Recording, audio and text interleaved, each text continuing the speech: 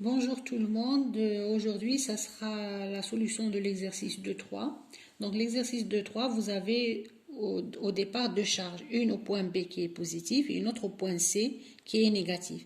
Et la question 1, c'est de représenter d'abord qualitativement le champ total créé par la charge B et la charge C au point A.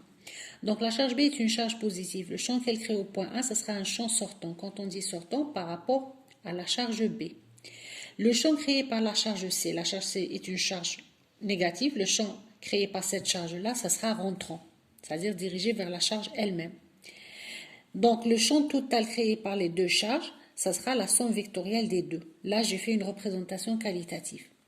Maintenant, le calcul analytique, donc le champ créé par B et C au point A, ça sera le champ créé par B toute seule, plus le champ créé par C toute seule. Ça, c'est ce qu'on a appliqué tout simplement le principe de superposition. Le champ créé par la charge B au point A en intensité ou bien au module est donné par K, la constante K qui est de 9 puissance 9 dans le système MKSA, fois la charge QB sur AB au carré. Donc si je calcule le module, là, la charge QB, il faut la prendre en valeur absolue. Bon, comme une charge positive, donc la valeur absolue de la charge égale la QB elle-même. Maintenant, le vecteur champ électrique créé par la charge B, on voit qu'il est antiparallèle dans le sens négatif des x, c'est-à-dire antiparallèle au vecteur unitaire i. Donc, si je donne l'expression vectorielle, là, il faut faire attention pour ne pas comptabiliser deux fois la charge. Donc, il faut que le vecteur soit antiparallèle à i. Donc, je peux l'écrire tout simplement comme étant moins kqb sur ab au carré fois i. Qb étant positif. Maintenant, le champ créé par la charge C au point A. Le champ créé par la charge C au point A, son intensité c'est KQC sur la distance AC au carré. Maintenant, si je représente le vecteur EC, je sais qu'il est dans le même sens que J. Donc là, je mets J. Maintenant, je peux l'écrire autrement. Si j'utilise la valeur algébrique de la charge QC, dans ce cas-là, je peux l'écrire sous cette formule-là, moins KQC sur AC au carré fois J.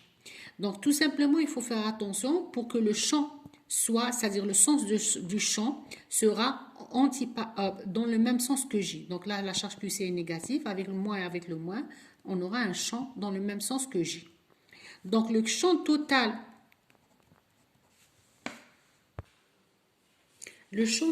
créé par les deux charges, l'expression analytique du vecteur champ électrique créé par les deux charges B et C au point A, donc ça sera la somme des deux. Donc je peux le mettre sous cette formule-là. AB au carré plus ou bien moins KQC sur AC au carré fois J, sachant que QC ici, elle est prise en mesure algébrique. Si je prends la valeur absolue, dans ce cas-là, je vais mettre ici un plus. Maintenant, la question B, bon, on vous demande de calculer et représenter, donc ça veut dire qu'il faut calculer le module du champ électrique total. Le module de EA, ça sera racine carrée de, pardon, ici j'ai oublié un I. Oui. Donc le module de EA, ça sera le module du champ créé par B toute seule, plus le module du champ créé par C toute seule. Donc, ça sera racine carrée de moins KQB sur AB au carré, le tout au carré, plus moins KQC sur AC au carré, le tout au carré. Voilà.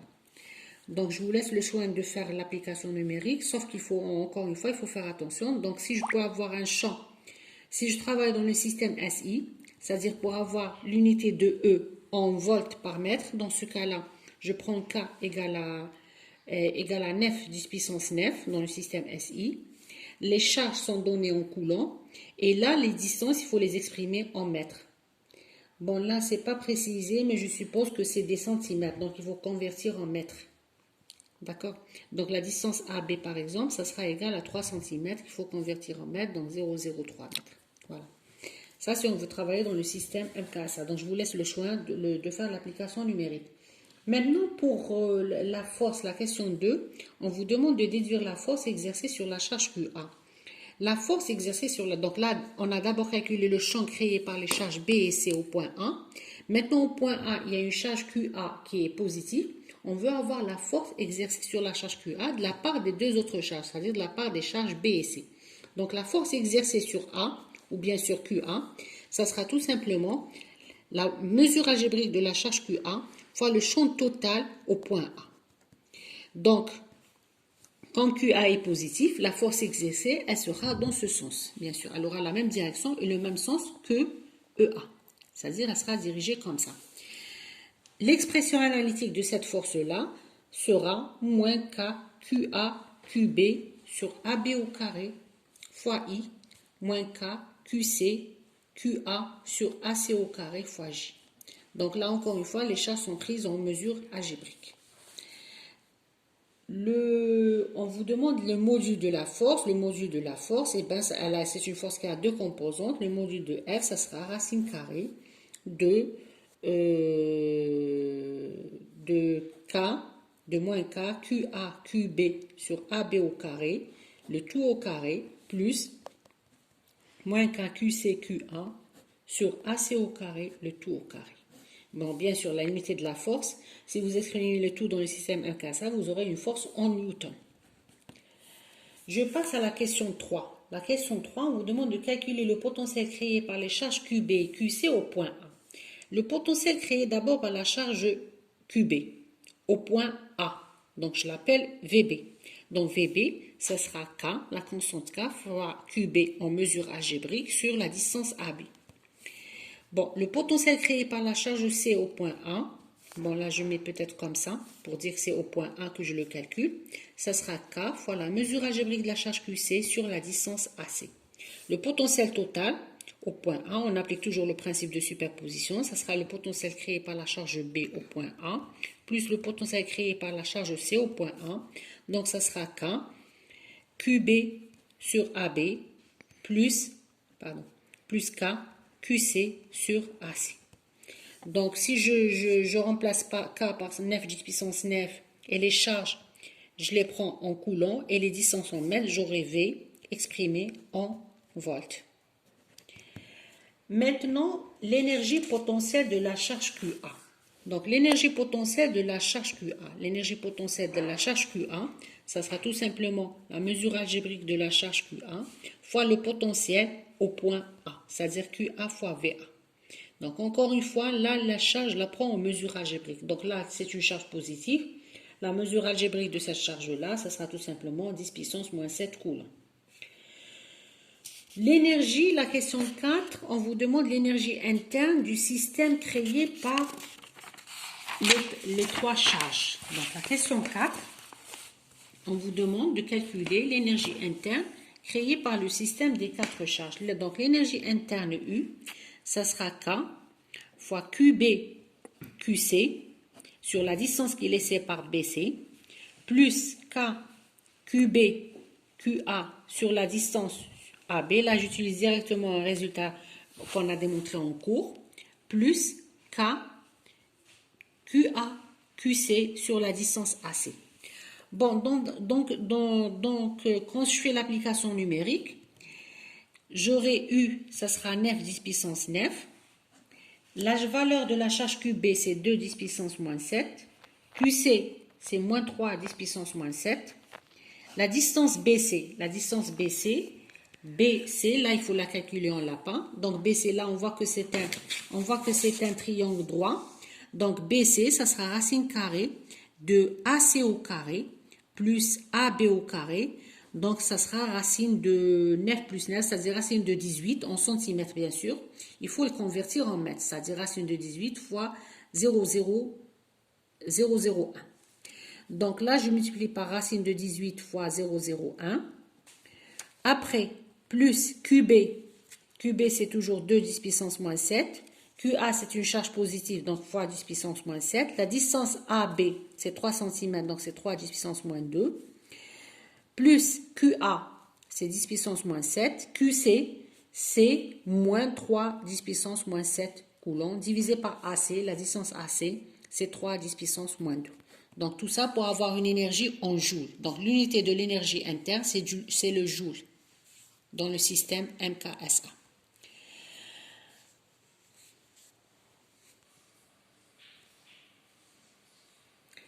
Bon, maintenant on passe à la question 5. Donc la question 5, on vous demande de calculer le travail de la force électrostatique lorsqu'on déplace la charge QA du point A au point D dont les coordonnées sont données par moins 3 et moins 3 cm.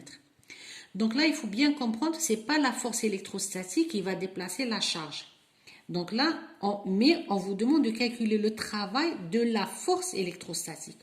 Donc la force électrostatique appliquée sur A. Donc la force électrostatique appliquée sur la charge 1, on l'a déjà calculée. Elle est donnée par QA, la mesure algébrique de la charge 1, QA, fois le champ électrique qui existe au point A dû aux autres charges. Donc je veux calculer le travail de cette force-là quand on déplace la charge QA du point 1, donc on déplace du point 1 qui est l'origine, vers le point D dont les coordonnées sont données par moins 3 et moins 3 cm. Donc le travail d'une force, donc pour aller de A vers D, c'est tout simplement l'intégrale de A à D de la force fois le déplacement dl. Produit scalaire, la force fois le déplacement dl. Donc ça sera l'intégrale de A à D. La force c'est QA fois le champ qu'il y a au point A, produit scalaire dl.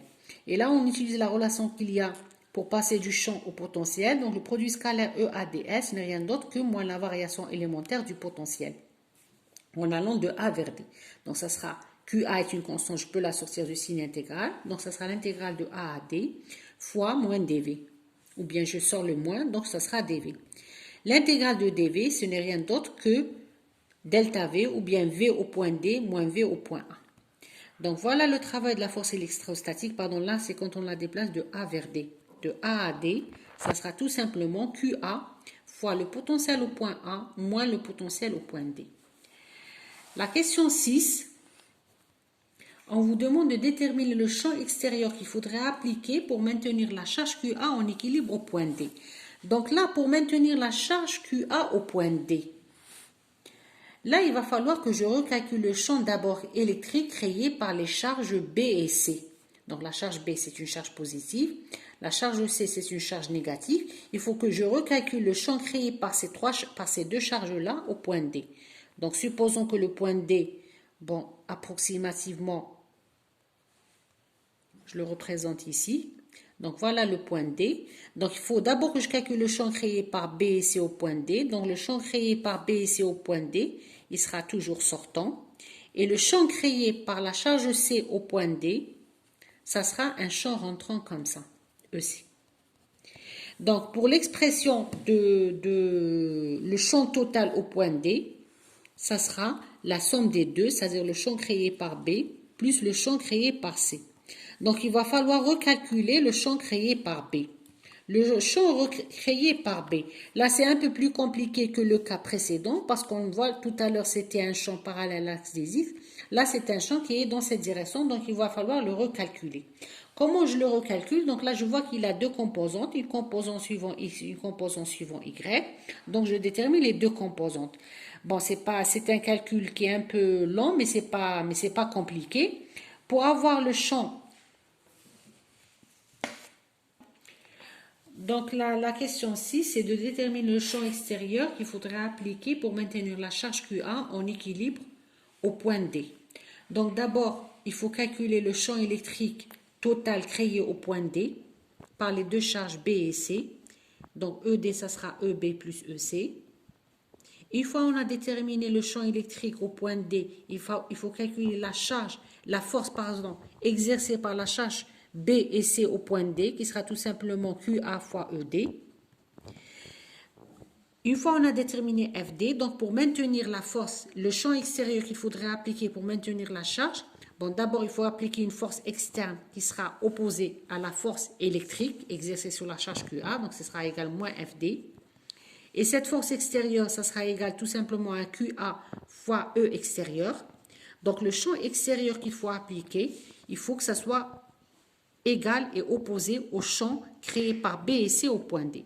Donc d'abord, on commence par calculer le champ créé par B et C au point D. Donc E au point D, ça sera, on a dit EB plus EC.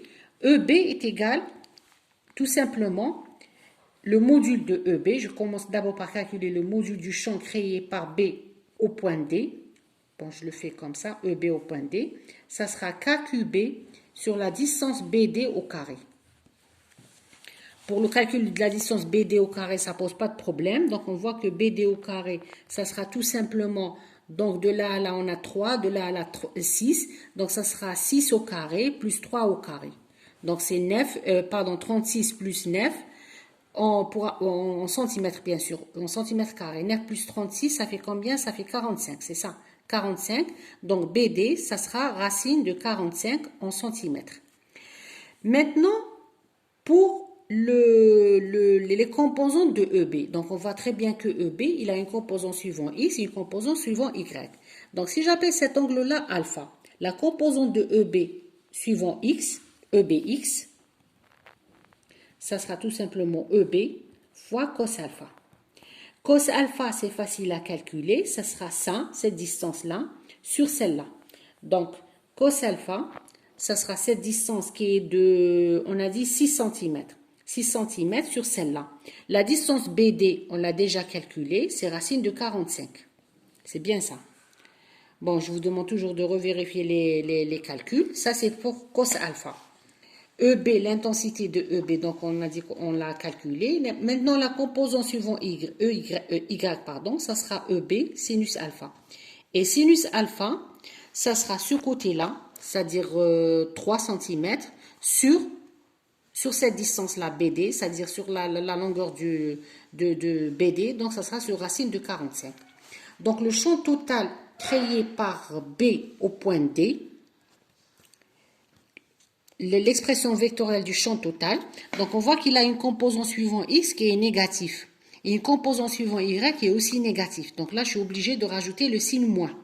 Donc ça sera moins K QB sur BD au carré fois cos alpha I, moins K QB sur BD au carré fois sinus alpha J. Les deux composants sont négatifs. C'est pour ça que j'ai rajouté le signe moins, parce que là, j'ai une charge QB qui est positive. Si j'avais une charge QB négative, là, je n'aurais pas rajouté le signe moins. Maintenant, pour le champ calculé par la charge C au point D. Je fais la même chose. Je commence par calculer le module de ce champ-là. Ça sera KQC en valeur absolue sur la distance DC au carré. Ce champ-là aussi, il a deux composantes. Donc, si j'appelle cet angle-là, par exemple, θ, donc il a une composante suivant Y, une composante suivant X. La composante suivant Y, c'est EC cos θ. La composante suivant X, ça sera EC sinus θ. J'aurais pu appeler cet angle-là θ, mais c'est pareil. Si j'avais appelé cet angle θ, on aurait eu ECX, c'est EC cos θ, et l'autre, c'est EC sinus θ. Pour le calcul de cos θ, c'est la même méthode. Cos θ, ici, ça sera cette longueur-là. Cette longueur-là, c'est 6 cm sur celle-là. Celle-là, c'est toujours racine de 45. Donc, c'est 6 sur racine de 45. Pour sinus θ, c'est pareil. Oui, donc ça sera cette longueur-là, qui est de 3 sur racine de 45. Donc, l'expression vectorielle du champ créé par la charge C au point D, ça sera K fois le module de QC sur DC au carré. Là, il a une composante suivant X qui est positive, et même la composante suivant Y qui est positive. Donc là, il faut que je fasse attention. Donc, ça sera KQC sur DC au carré fois cos θ I plus KQC en module, valeur absolue, pardon, sur DC au carré sinus θ J. Si j'enlève les valeurs absolues, là, il faut que je rajoute un signe moins. Parce que là, on a une charge QC qui est négative. Donc, je vais l'écrire sous cette formule-là. Moins KQC sur DC au carré cos θ I et moins KQC sur DC au carré sinus θ J. C'est-à-dire qu'il faut faire attention pour ne pas compter deux fois le signe moins. Parce que là, on voit que les composants suivants X et Y sont toutes les deux positifs. Donc, il faut que ça ressorte, que je retrouve le signe positif dans l'expression vectorielle de EC. Donc, voilà l'expression vectorielle du champ créé par la charge C toute seule. Le champ créé par la charge B toute seule. Pour avoir le champ total, je fais la somme des deux. Le champ total créé par les charges B et C au point D. Donc, je somme celui-là, cette expression-là, avec celle-là. L'expression vectorielle, bien sûr. Après, une fois que j'ai la somme des deux, le champ extérieur qu'il faut appliquer, ça sera égal à moins la somme des deux. Comme je l'ai écrit plus haut. Voilà. Voilà, je vous remercie.